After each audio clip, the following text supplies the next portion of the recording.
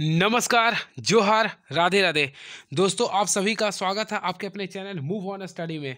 तो फ्रेंड्स, चलिए मैं आज आप लोगों के सामने क्लास 10th का सेट नंबर 5 लेके आया हूँ, जो काफ़ी महत्वपूर्ण, उसके साथ फिर डिस्कशन, और ऐसा डिस्कशन जो आप लोगों को सेट 1 2 3 4 5 पूरे एक सेट के माध्यम से लगभग क्वेश्चन आप लोगों को कंसेप्ट बाय करवाते होंगे। तो चलिए मैं स्टार्ट करता हूँ ऑल इन वन के साथ। तो फ्रेंड्स, स्टार्ट करता हूँ मैं। सबसे पहले क्वेश्चन क्या लिख रहा है फ्रेंड्स, देखिए क्या लिख रहा है फ्रेंड्स, देखिए क्या लिख रहा। प्रकाश की किरणें गमन करती है। तो फ्रेंड्स, प्रकाश की किरण जो गमन करती है वो हमेशा सीधी रेखा में गमन करती है, यानी इसका जो राइट आंसर होगा फ्रेंड्स, सीधी रेखा में, यानी ऑप्शन नंबर ए होगा। क्लियर है। अब मैं ऑपरेशन करता हूँ जो क्लास 10th के लिए इंपॉर्टेंट हो सकता है। सबसे पहले देखिए, प्रकाश जो छोटे छोटे सूक्ष्म कणों से मिलकर बना होता है, और यही सूक्ष्म कणों के जो मेल होता है उसी को हम लोग बोलते हैं फोटोन। अर्थात प्रकाश के छोटे छोटे सूक्ष्म कणों के मेल को हम लोग बोलते हैं फोटोन। Clear friends. अब देखिए, निर्वात में जो प्रकाश की चाल होती है वह 3 × 10⁸ मीटर पर सेकेंड होती है। ये हमेशा क्वेश्चन में बनती है, ये वैक्यूम में बोलती है। और सबसे ज़्यादा जो चाल होती है वह वैक्यूम में ही होती है, 3 × 10⁸ होता है। इसके बाद वायु में होती है, इतना ही होता है। ठीक है फ्रेंड्स, ये हमेशा बनता है। और प्रकाश प्रकाश जो होता है ना, वह प्रकाश जो दिवस मनाते हैं वह 16 मई को मनाते हैं। आप लोग को इतने एक क्वेश्चन से इतना मिल चुका है। ठीक है। प्रकाश हमेशा सीधी रेखा में गमन करती है। ठीक है friends. And very next question is now, क्या लिख रहा है, प्रवर्तन के नियम लागू होते हैं। तो फ्रेंड्स, प्रवर्तन के जो नियम लागू होते हैं सभी प्रवर्तक पृष्ठों पर होते हैं, सभी प्रवर्तक के पृष्ठों पे होते हैं। इससे पहले वीडियो में मैंने पूरे बताया था। देखिए, सबसे पहले ये मान लीजिए कोई ये मिरर है, तो मिरर के अंदर जो रंगीन जो पार्ट्स होता है उसे हम लोग बोलते हैं सिल्वर नाइट्रेट। अर्थात फ्रेंड्स, इसके जो पेंटिंग जो पार्ट्स होते हैं हम लोग बोलते हैं सिल्वर नाइट्रेट। अब देखिए, जो आने वाले जो किरण होते हैं उसे बोलते हैं आपतित किरण, और जो टकरा के पुनः उसी रास्ता में उसे बोलते हैं प्रवर्तित किरण। अब ये दोनों के बीच में ध्यान दीजिएगा फ्रेंड्स, मैं जो बता रहा हूँ ये दोनों के बीच में एक अभिलंब होती है। इससे जो रेखा जो होती है इसे बोलते हैं अभिलंब। ठीक है। अब देखिए, अभिलंब जो आपतित किरण, इसके भी जो कोण बनता है उसे बोलते हैं आपतन कोण। और अभिलंब और प्रवर्तित किरण भी जो कोण बनता है वह प्रवर्तन कोण बनती है। और ध्यान दीजिए, आपतन कोण और प्रवर्तन कोण हमेशा आपस में बराबर होता है। ये होता है प्रवर्तन का नियम। इसके साथ साथ आपतन कोण, आपतित किरण, प्रवर्तित किरण और अभिलंब तीनों एक ही तल पे होते हैं। ये होता है प्रकाश के प्रवर्तन के नियम। इसे भी आप लोग याद कर लेंगे। ठीक है friends. And very next question is now, किसी गोलीय दर्पण की फोकस दूरी उसकी वक्रता त्रिज्या की क्या होती है। तो फ्रेंड्स देखिए, सबसे पहले गोली एफ बराबर जो होती है R/2 होती है, ये कंडीशन होता है। अर्थात आप लोग ध्यान से देखिए, एफ क्या R/2 होती है, यानी कि जो फ्रेंड्स एफ जो होता है ना, वक्रता त्रिज्या की आधी होती है। And very next question is, एक गोली दर्पण की वक्रता त्रिज्या 20 सेंटीमीटर है, तो उसकी फोकस दूरी क्या होगी। तो फ्रेंड्स, एफ का फॉर्मूला क्या होता है, R/2। तो यहाँ पे 20 को हम लोग 2 से डिवाइड करें, कितना आ रहा है फ्रेंड्स, 10 सेंटीमीटर। अर्थात ऑप्शन नंबर क्या है, देख लीजिए आप लोग, ऑप्शन नंबर बी, 10। नेक्स्ट, जब वस्तु अवतल दर्पण के वक्रता केंद्र पर स्थित हो तो प्रतिबिंब कहाँ बनेगा। तो इससे पहले आप लोग को मैं कंसेप्ट बताता हूँ ताकि आप लोग कन्फ्यूजन जरा समझ लो। देखिएगा, ध्यान दीजिएगा। सबसे पहले मान लीजिए मैं एक अवतल दर्पण लिया हूँ, ये जो रंगीन पार्ट्स होता है सिल्वर नाइट्रेट का होता है। देखिएगा ध्यान से, ये मुख्य अक्ष, ये जो मैं लाइन खींचा हूँ इसे बोलता हूँ प्रिंसिप मुख्य अक्ष। ठीक है। अब देखिए, यहाँ पे पोल होता है फ्रेंड्स, यहाँ पे फोकस होता है, यहाँ पे ये सेंटर होता है अर्थात वक्रता केंद्र, यहाँ पे इन्फिनाइट होता है। अब जो मैं यहाँ पे बता रहा हूँ ध्यान से सुनिएगा और देखिएगा। सबसे पहले मैं नंबरिंग कर रहा हूँ, 1 2 3 4 5 6। अब यहाँ से करता हूँ, देखिएगा, 1 2 3 4 5 6। ये कहने का अर्थ ये है फ्रेंड्स, देखिएगा, अर्थात जो इधर जितना इधर जो आपका प्रतिबिंब बनेगा वो सभी आपके लिए उल्टा होगा, और उल्टा के साथ साथ सीधा उल्टा प्रतिबिंब बनेगा और वास्तविक। लेकिन केवल छठा, अर्थात पी और एफ के बीच में अगर किसी वस्तु को हम लोग रखते हैं तो प्रतिबिंब वह बनेगा आपका वास्तविक। कैसा बनेगा फ्रेंड्स, वास्तविक, सॉरी वास्तविक नहीं बल्कि आभासी। आभासी। अगर एफ और पी के बीच किसी वस्तु को रखते हैं तो वह प्रतिबिंब कैसा बनेगा, आभासी बनेगा। और अगर कहीं आभासी प्रतिबिंब बनता है ना तो सी से खत्म होता है, इसलिए सीधा, आभासी के साथ साथ सीधा बनेगा। और बशर्ते इधर जितना प्रतिबिंब बन रहा है सब ये क्या बन रहा है, वास्तविक और उल्टा बन रहा है। लेकिन क्वेश्चन में क्या लिख रहा है फ्रेंड्स, देखिए, जब वस्तु अवतल दर्पण के वक्रता केंद्र पे स्थित है तो वक्रता केंद्र यहाँ पे है तो प्रतिबिंब कहाँ बने, तो देखिए सी पे है तो फ्रेंड्स 3 यहाँ पे ना, तो 3 यहीं पे आ रहा है, यानी कि सी पे ही बनेगा। क्लियर है। आप प्रतिबिंब आपका स्टेप से बनेगी। क्लियर है, इसे याद कर लीजिएगा, सी पे ही बनेगा। ठीक है। And very next question is, अवतल दर्पण में वस्तु का प्रतिबिंब होता है। तो फ्रेंड्स अवतल दर्पण में जो वस्तु का जो प्रतिबिंब होता है ए और बी दोनों होगा, अर्थात वास्तविक और आभासी दोनों होता है। अभी मैं बताया था, अगर देखिए ये अवतल दर्पण है, पीछे अगर बन रहा तो वह होता है आपका आभासी, लेकिन अगर आगे बन रहा तो वह आभासी होता है। ठीक है। And very next question is, वाहनों के पश्च दृश्य के दर्पण के रूप में किस दर्पण का प्रयोग करते हैं? तो वाहनों के पश्च दृश्य में जो यूज होता है वह उत्तल दर्पण होता है, और ऐसा हम इंग्लिश में बोलते हैं साइड मिरर। ये भी आप लोग याद कर सकते हैं, साइड मिरर। ठीक है। और हेडलाइट के रूप में, हेडलाइट अगर बोलता तो हेडलाइट में हम लोग अवतल दर्पण का प्रयोग करते हैं, और चेहरा देखने के लिए समतल दर्पण का प्रयोग करते हैं। सोलर कुकर में किस गोली दर्पण का प्रयोग करते हैं? तो सोलर कुकर में हम लोग गोली अवतल दर्पण का प्रयोग करते हैं। अब देखिए ये आपका गोली दर्पण है फ्रेंड्स। ठीक है, देखिए ये गोली दर्पण है। ठीक है, अब गोली दर्पण को अगर हम बीच से काटते हैं, मान लीजिए कि मैं यहाँ से काट दिया हूँ, देखिएगा थोड़ा, सॉरी मिस्टेक हो रही है, ये हटाओ सागर इसको। देखिए मान लीजिए मैं इसको बीच से यहाँ काट दिया हूँ, तो ये देखिए दो प्रकार के लेंस हो गए। यहाँ से मैं देखिए एक इस टाइप से हो गया, ये उत्तल दर्पण हो गया ये। ठीक है, और ये जो है ना आपका अवतल दर्पण है। यानी गोली दर्पण के कितने प्रकार होते हैं? दो, उत्तल और अवतल। किसी गोली दर्पण तथा किसी पतले गोली लेंस दोनों की फोकस दूरी -15 सेंटीमीटर है। क्या लिखा फ्रेंड्स? -15 सेंटीमीटर है। तो लेंस होगी, तो ध्यान दीजिए मैं जो कंसेप्ट बता रहा हूँ, अगर ऋणात्मक आती है, देखिएगा ध्यान से, देखिए अवतल यहाँ पे जो मैं लिख रहा हूँ ध्यान दीजिएगा, काफ़ी महत्वपूर्ण कंसेप्ट बता रहा हूँ। देखिएगा अवतल, अवतल दर्पण का थोड़ा सा सागर कंसेप्ट बता दे। देखिएगा फ्रेंड्स, ऋणात्मक, ऋणात्मक की अगर बात किया जाए तो ऋणात्मक आपका यहाँ सबसे पहले फोकस दूरी बोल रहा है। क्या लिख रहा है फ्रेंड्स? फोकस यू और भी, अगर तीनों आपका ये माइनस में है, फोकस ये और ये, तो ये तीनों जो लेंस होगा, एक लेंस अगर बोले तो अवतल लेंस होनी चाहिए। क्या होनी चाहिए फ्रेंड्स? अवतल लेंस। एज वेल एज अवतल लेंस के साथ साथ यही अवतल दर्पण भी होगा।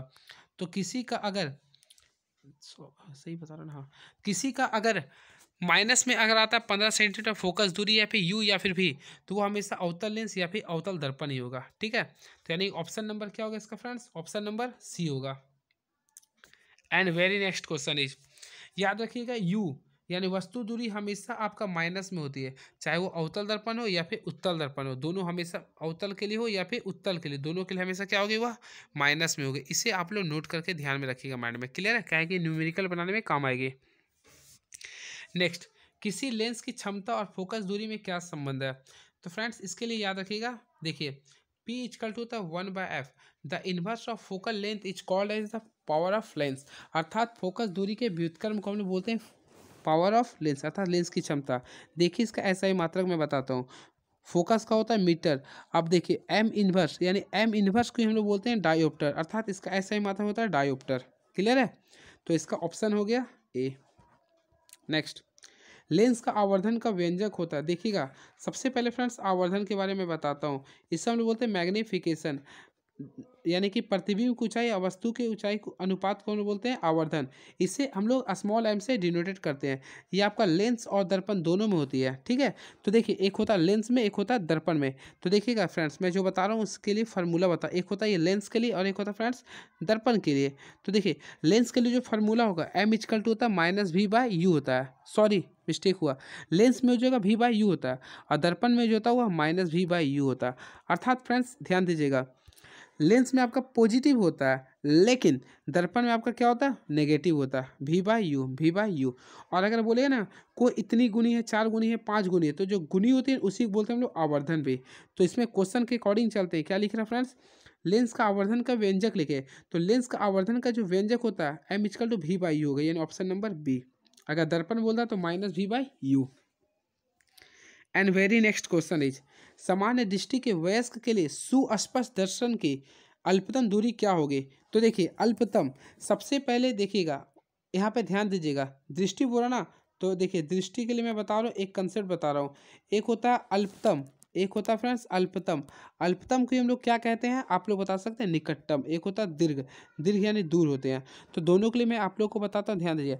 अल्पतम बोलिए तो इसके लिए ध्यान दीजिएगा 25 सेंटीमीटर, और दीर्घ बोलिए तो इन्फिनाइट। क्लियर है? और निकट दृष्टि के लिए हम लोग 25 सेंटीमीटर यूज करते हैं, और दूर के लिए इन्फिनाइट। तो यानी कि ऑप्शन नंबर क्या हो गया? क्या अल्पतम, तो यानी कम से कम, यानी कि 25 सेंटीमीटर, यानी ऑप्शन नंबर सी हो गया। ठीक है, and very next question is, समझ में आ रहा है ना फ्रेंड्स? चलिए ठीक है। नेत्र के द्वारा किसी वस्तु का कैसा प्रतिबिंब बनता है? तो हमारे नेत्र में सबसे पहले हमारे नेत्र में जो है ना, हमारे नेत्र में उत्तर लेंस लगा हुआ है और उत्तर लेंस द्वारा जो प्रतिबिंब बनता है वो हमेशा वास्तविक बनता है। कैसा बनता है फ्रेंड्स? वास्तविक, अर्थात इंग्लिश में से बोलते हैं रियल। और उसके साथ साथ ये उल्टा बनता है। लेकिन हमारे मस्तिष्क में एक ऑप्टिक्स याद रखिएगा, ऑप्टिव नर्व जुड़ा होता है जो इस समय सीधा देखने के लिए संवेदना प्रदान करती है। ठीक है, यानी इसका राइट जो आंसर होगा फ्रेंड्स, वास्तविक और उल्टा, ऑप्शन नंबर ए। ठीक है, नेक्स्ट, निम्नलिखित में किस अभिक्रिया में दो अलग अलग परमाणु या परमाणुओं के समूह का आदान प्रदान होता है? तो इसका जो राइट आंसर होगा फ्रेंड्स, द्विविस्थापन अभिक्रिया। यानी इसका मैं कंसेप्ट से बताता हूँ ताकि आप लोगों को समझ में। देखिए, मान लीजिए कोई रिएक्शन करा, ए बी है, सी डी है, तो इसका जब रिएक्शन होगा तो देखिए इसमें क्या करेगा ना, देखिए ए सी से मिल जाएगा और बी डी से मिल जाएगा। ये होता है आपका द्विविस्थापन अभिक्रिया। ठीक है, अब बात मैंने एग्जाम्पल एज आप लोग को बोलेगा कि संयोजन अभिक्रिया का एग्जाम्पल दीजिए। तो देखिए ए प्लस बी, इस समीकरण ए बी, ये आपका हो गया कॉम्बिनेशन रिएक्शन। ठीक है, यानी ये कॉम्बिनेशन रिएक्शन का एग्जाम्पल हो गया। और अगर वियोजन बोलेगा तो देखिए ए बी जो है ना, वो ए बी टूट कर ए प्लस बी हो रहा है, ये बोलेंगे वियोजन। तो चलिए एक और ऑपरेशन कर देता हूँ, विस्थापन। तो विस्थापन अगर बोलेगा ना, कुछ नहीं करना है, बस इस कंसेप्ट को याद रखिएगा। देखिए विस्थापन को मैं यही बता देता हूँ, देखिएगा कुछ नहीं करना। मान लीजिए ए प्लस बी सी रहेगा, तो विस्थापन जब होगा ना तो ए सी प्लस बी हो जाएगा। चलिए नेक्स्ट क्वेश्चन इज, रासायनिक अभिक्रिया को संतुलित किस नियम के आधार पे किया था? तो फ्रेंड्स, संतुलित जो किया था वह द्रव्यमान संरक्षण के नियम पे किया था। ठीक है, यानी कि इसमें अभिकारक, ध्यान दीजिए, अभिकारक का उत्पाद में जितना परमाणु की संख्या होती है वह आपस में हमेशा वो क्या होती है, बराबर होता है। ये हमेशा याद रखिएगा, किसकी संख्या, परमाणु की। क्लियर है? चलिए अब मैं एक और कंसेप्ट बता देता हूँ, ध्यान दीजिएगा। द्रव्यमान संरक्षण का जो नियम दिया था ना, वह केमिस्ट्री के फादर अर्थात लेवाइजिए ने दिया था। इसे भी आप लोग याद रखिएगा, क्वेश्चन पूछ सकता है। निश्चित अनुपात का नियम किसने दिया था? तो प्राउस्ट ने दिया था। ये भी आपको याद कर सकते हैं, प्राउस्ट ने दिया था। अवगाद्रो नियम, अवगाद्रो ने, डाल्टन नियम, डाल्टन ने दिया था। एंड वेरी नेक्स्ट क्वेश्चन है, उपचयन से होते हैं। तो फ्रेंड्स देखिए, उपचयन जो होते हैं, देखिए उपचयन में हमेशा याद रखिएगा ऑक्सीजन की संख्या में वृद्धि होती है और हाइड्रोजन की संख्या में कमी होती है, और उसके साथ साथ इलेक्ट्रॉन की कमी होती है, अर्थात इलेक्ट्रॉन की कमी होती है। ठीक है, इलेक्ट्रॉन लॉस करते हैं, ये होता है कंसेप्ट इसका। तो ऑप्शन के अकॉर्डिंग चलते हैं, तो क्या लिख रहा हूँ, ऑक्सीजन में वृद्धि होती है। ठीक है, और इसे हम लोग बोलते हैं ऑक्सीकारक भी बोलते हैं। क्या कहते हैं फ्रेंड्स? ऑक्सीकारक, ऑक्सीकारक, इसे इंग्लिश में बोलते हैं ऑक्सीडेशन। ठीक है, and very next question is now, पदार्थ एक्स के विलयन का प्रयोग सफेदी करने में करते हैं। तो इसका जो राइट आंसर होगा friends, calcium oxide, calcium oxide, जिसका सामान्य सूत्र होता है CaO, याद कर सकते हैं आप लोग CaO, और कैल्शियम हाइड्रोक्साइड का सूत्र होता है CaOH का होल 2। ठीक है, कैल्शियम कार्बोनेट का होता है फ्रेंड्स CaCO3। चलिए नेक्स्ट, धातु के ऑक्साइड की प्रकृति क्या होती है? तो मैं देखिए आप लोग को प्रकृति के बारे में बता रहा हूँ। सबसे पहले देखिए, एक होता धातु, एक होता अधातु, एक होता उभयधर्मी। देखिएगा फ्रेंड्स, ध्यान दीजिएगा। सबसे पहले देखिए धातु की जो प्रकृति होती है, एक होता धातु, एक होता अधातु। ठीक है, ध्यान दीजिएगा, और एक होता दोनों। तो धातु की जो प्रकृति होती है, सबसे पहले अधातु, आ से अधातु, आ से अम्लीय, याद हो गया होगा आप लोग को, विश्वास है मुझे। तो देखिए अधातु ऑक्साइड की प्रकृति जो होगी वह होगी अम्लीय। तरीका याद करने का, देखिए आ से अधातु, आ से अम्लीय। और वही धातु बोलेगा तो इसका होता है क्षारकीय। क्या होता है फ्रेंड्स? क्षारकीय। अब देखिए जिसमें अम्लीय और क्षारीय दोनों होगा, जिसका अम्लीय और क्षारीय दोनों प्रकृति होगा ना, उसे बोलते हैं उभयधर्मी ऑक्साइड। क्या बोलते हैं फ्रेंड्स? उभयधर्मी ऑक्साइड। अगर बोलेगा उभयधर्मी ऑक्साइड किसे कहते हैं? वे प्रकृति, इसकी प्रकृति अम्लीय और क्षारीय दोनों होती है। इसका एग्जाम्पल Zn मान लीजिए, Pb मान लीजिए और Fe मान लीजिए। ठीक है, तो चलिए आप लोग को मेन क्वेश्चन पे लाते हैं। क्या बोला, धातु के ऑक्साइड की प्रकृति क्या होती है? तो देखिए धातु के क्षारकीय होगी, यानी ऑप्शन नंबर बी। ठीक है, नेक्स्ट लिख देता हूँ। देखिए धातु का हो गया क्षारीय, अम्लीय होता अधातु का। क्या होता फ्रेंड्स? अम्लीय होता अधातु का।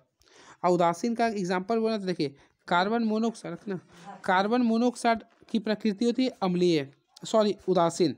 और क्षारकीय, क्षारकीय यानी कि धातु को होना चाहिए, Na2O लिख सकते हैं।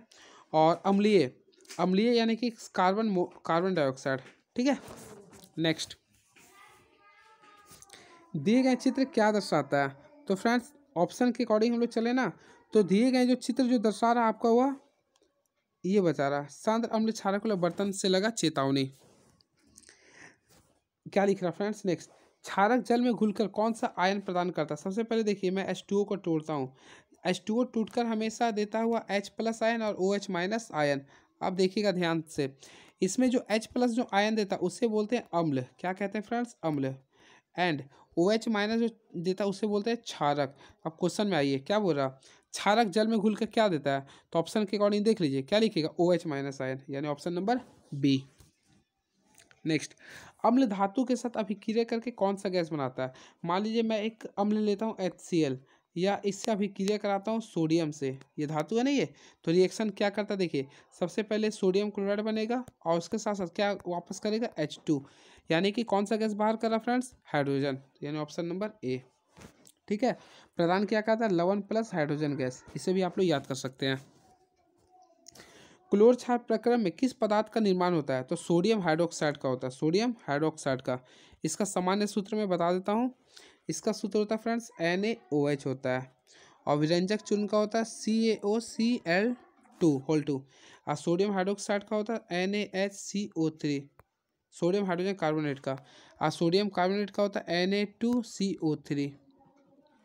नेक्स्ट, एक पदार्थ जो जल में घुलकर स्वाद में कड़वा, क्या लिख रहा है, जल में घुलकर, देखिए यहाँ पे जल में घुलकर स्वाद में कड़वा, देखिए तो देखिए याद रखिएगा, ध्यान दीजिएगा, जो जल में जो क्षारक घुल जाते हैं, यानी जल में अगर कोई क्षारक अगर घुल जाते हैं ना, तो जल में घुलनशील क्षारक को हम लोग बोलते हैं क्षार, यानी ऑप्शन नंबर क्या हो गया, ऑप्शन नंबर बी, क्षार। क्लियर है। And very next question is, निम्नलिखित में किस pH मान वाले वर्षा को अम्लीय वर्षा कहेंगे, तो अम्लीय वर्षा उस वर्षा को कहते हैं जिसमें देखिए सल्फर ऑक्साइड और नाइट्रोजन ऑक्साइड, यानी कि सल्फर ऑक्साइड और नाइट्रोजन ऑक्साइड की अगर प्रकृति ज़्यादा होता है उसे बोलते हैं अम्लीय वर्षा। इसका जो pH मान होता है फ्रेंड 5.5 से भी कम होते हैं, यानी ऑप्शन नंबर क्या हो गया, बी। ठीक है। नेक्स्ट, किसी अभिक्रिया में गैस निकल रही है, उसके पास जलती हुई तीली ले जाता है, तो गैस फटकर ध्वनि के साथ जलती हुई कौन सी गैस है, इसका option number C, hydrogen. Next, रासायनिक अभिक्रिया में होता है, तो रासायनिक अभिक्रिया में फ्रेंड्स अवस्था में भी परिवर्तन होता है, रंग में भी परिवर्तन होता है, गैस का भी उत्सर्जन होता है, अर्थात इसका ऑप्शन नंबर डी होगा, उपरोक्त सभी। अब बायोलॉजी में आ गया है, मनुष्य के पाचन तंत्र में भोजन का अवशोषण कहाँ होता है, तो मनुष्य के पाचन तंत्र में जो भोजन का अवशोषण हुआ होता है छोटी आंत में, कहाँ होता है फ्रेंड्स, छोटी आंत में। अगर ऑपरेशन क्लास सही होगा तो बोलिएगा। रक्त वाहिकाएं जो रुधिर को हृदय से शरीर के विभिन्न भागों तक ले आता है क्या कहलाता है, तो इसका ऑप्शन नंबर फ्रेंड्स बी होगा, धमनी। कोई अंग कट जाने पर रुधिर का थक्का बनाने में कौन मदद करता है, तो जो मदद करता है फ्रेंड्स उसे बोलते हैं प्लेटलेट्स। पादप के वायवीय भागों द्वारा वाष्प के रूप में जल की हानि क्या कहलाता है, वाष्पोत्सर्जन। प्रकाश संश्लेषण का मुख्य उत्पाद क्या है, तो इसका जो मुख्य उत्पाद होता है फ्रेंड्स कार्बोहाइड्रेट। अमाशय की आंतरिक स्तर का अम्ल से रक्षा किसके द्वारा की जाती है, तो श्लेष्मा के द्वारा। निम्नलिखित में से किस जीव का क्षुधांत्र सबसे लंबा होता है, गाय। अमीबा में किस प्रकार का जनन होता है, तो फ्रेंड्स अमीबा में जो जनन होता है वह द्विखंडन विधि से होता है। नेक्स्ट, प्रथम कलम रोपण इत्यादि किस प्रकार की जनन की विधि है, तो कायिक प्रवर्धन, यानी ऑप्शन नंबर बी। निम्नलिखित में कौन पादप का जनन मादा जनन अंग है, तो इसके अनुसार चलते हैं फ्रेंड्स, तो अंडाशय। निम्नलिखित में से कौन लैंगिक संचरण रोग है, तो गोनोरिया। शुक्राणु कहाँ उत्पन्न होते हैं, तो वृषण में। तापीय विद्युत संयंत्र में होते हैं, तो यह उसमें ऊर्जा को विद्युत ऊर्जा में रूपांतरण करते हैं। गोबर गैस को अन्य किस नाम से जाना जाता है, तो इसे हम लोग बायोगैस बोलता था, जैव गैस।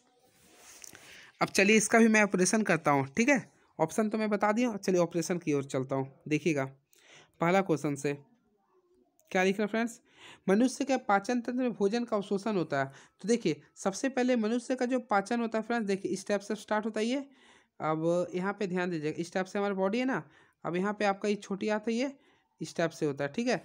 तो यहाँ पे ध्यान दीजिएगा, मनुष्य का जो पाचन होता है वो आपका छोटी आंत में होता है, कहाँ पे होता है फ्रेंड्स, छोटी आंत में, ठीक है।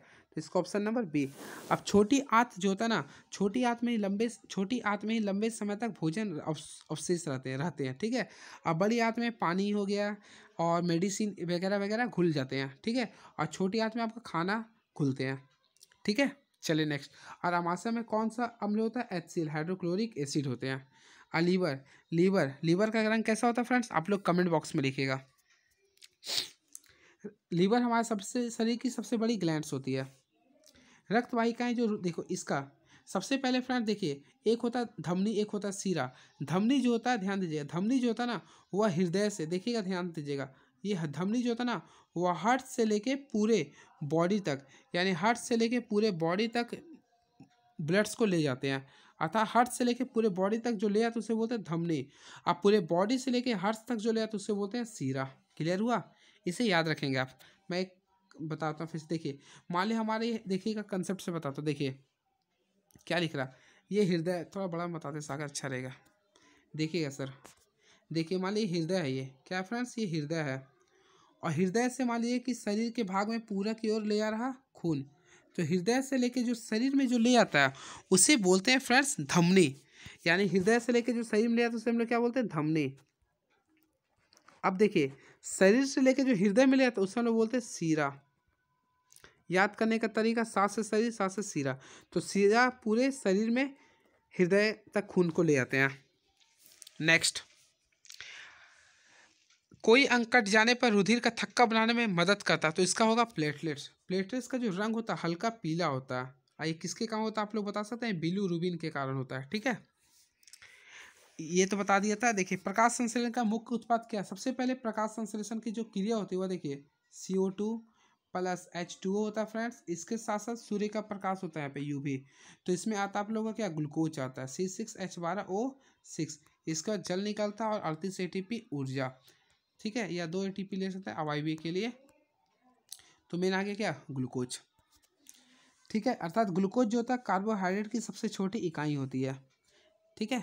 चलिए नेक्स्ट, क्या लिख रहा है? अमाशय की आंतरिक स्तर को अम्ल से रक्षा करने वाला किसके द्वारा होते हैं? तो श्लेष्मा के द्वारा होती है, ठीक है। अब पेप्सिन एक एंजाइम होती है, ठीक है। पित्त का निर्माण होता है, यकृत से जमा होता है पित्ताशय में, जठर ग्रंथि से निकलती है, ऑपरेशन। निम्नलिखित में से किस जीव का क्षुधांत यानी छोटी आंत सबसे लंबा होता है? याद रखिएगा, जो आपका शाकाहारी जो होते हैं, कंसेप्ट से बता रहा हूँ मैं, जो शाकाहारी जो जीव होता है फ्रेंड्स, शाकाहारी जीव का क्षुधांत सबसे बड़ा होता है और लंबा होता है, ठीक है। क्यों होता है? एक मांसाहारी बताता हूँ।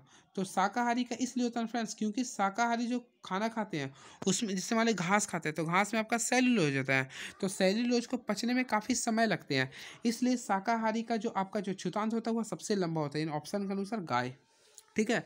आप लोग सोच रहे हैं कि मनुष्य का, तो फ्रेंड्स मनुष्य जो होते हैं आपका सर्वाहारी होते हैं, इसलिए मनुष्य की भी तुलना में गाय का क्षुधांत सबसे लंबी होगी। और शेर का हो गया सबसे छोटी होती है, शेर का हो गया, बाघ का हो गया, ठीक है। नेक्स्ट, अमीबा में किस प्रकार का जनन होता है? देखिए अमीबा का तो एक ऐसा जीव है जिसका कोई आकार फिक्स ही नहीं होता है। तो ये जो न्यूक्लियस होता है ना वह द्विखंडन विधि होता है। यानी मानिए अमीबा है तो यह 2 भाग में टूटकर अगले रूप में यह निकल जाती है, तो इसे हम लोग बोलते हैं द्विखंडन। अब देखिए अमीबा में जो होता है ना वह एक कोशिकीय जीव है। क्या है फ्रेंड्स? एक कोशिकीय जीव है। अब इसमें जो जनन जो होते हैं वह अलैंगिक विधि से होती है। अब विखंडन, तो विखंडन विधि से होते हैं मलेरिया परजीवी में। याद कर लीजिएगा मलेरिया परजीवी। तो मलेरिया परजीवी में किसके द्वारा होता है फ्रेंड्स? आपका विखंडन से होता है। अब मुकुलन, तो मुकुलन से होता है हाइड्रा में। किसमें होता है फ्रेंड्स? हाइड्रा में, जिसमें मुकुल का निर्माण होता है। अब पुनरुत्भवन जो होता है वह प्लेनेरिया में होते हैं। देखिए क्या लिख रहा है? पर्तन कलम, तो देखिए ये जो होता है ना आपका कायिक प्रवर्धन से होते हैं। तो कायिक प्रवर्धन में वही जनन विधि आता है जिसमें कोई पेड़ का जन्म होता है जड़ से, तना से या फिर पत्ती से होता है। तो जिसमें जड़, तना, पत्ती से होता है उसे बोलेंगे कायिक प्रवर्धन। जैसे देखिए जड़ से आपका आपका किसका होता है? गाजर का होता है, शकरकंद का होता है आदि, ये हो गया तो आपका जड़ का हो गया। तना से क्या होता है? हल्दी का होता है, ठीक है, हल्दी का हो गया आपका। फिर प्याज का हो गया, आदि का हो गया, ये हो गया तना का। अब पत्ती, ब्रायोफिल्म की पत्ती हो गया, तो ये आपका कायिक प्रवर्धन में हो गया, ठीक है। और इसमें मान लीजिए कि बात पूछता आप लोगों का मुकुलन, तो मुकुलन इष्ट डाल सकते हैं। लैंगिक जन में मनुष्य हो गया, जानवर हो गया। आप बीजाणु समाज संघ में लिख सकते हैं राइजोबियम, ठीक है friends. And very next question is, कौन पादप पादप का मादा जनन अंग है? तो फ्रेंड्स इसके अनुसार चले तो अंडाशय, क्योंकि अंडाशय में बीजांड का निर्माण होता है। ठीक है, अब देखिए मैं एक कंसेप्ट बताता हूँ। जो मादा जनन अंग जो होते हैं वह अंडाशय तो होते हैं, लेकिन इसे हम लोग बोलते हैं स्त्री केसर। याद रखिएगा क्या होता है फ्रेंड्स, स्त्री केसर। यानी कि मादा जनन अंग जो होते हैं उसे बोलते हैं स्त्री केसर। अब इसे में अंडाशय होता है और वह बीजांड का निर्माण करती है। ठीक है, नेक्स्ट, कौन लैंगिक संचरण रोग है? तो फ्रेंड्स लैंगिक संचरण रोग आपका एड्स भी होता है। क्या होता है? एड्स भी होता है, लेकिन ऑप्शन के अकॉर्डिंग आपका गोनोरिया है।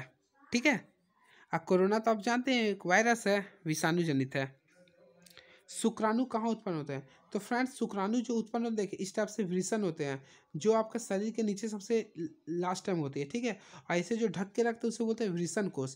तो वृषण शुक्राणु का जो निर्माण होता है हुआ वृषण में होते हैं, और वृषण को ढक के जो रखते हैं उसे बोलते हैं वृषण कोष रखते हैं। ठीक है, और प्रोटेस्ट ग्रंथि होता है जो आपका यानी कि मूत्र निर्माण और वीर्य के निर्माण के जो बीच जो रास्ता उसे बोलते हैं प्रोटेस्ट ग्रंथि।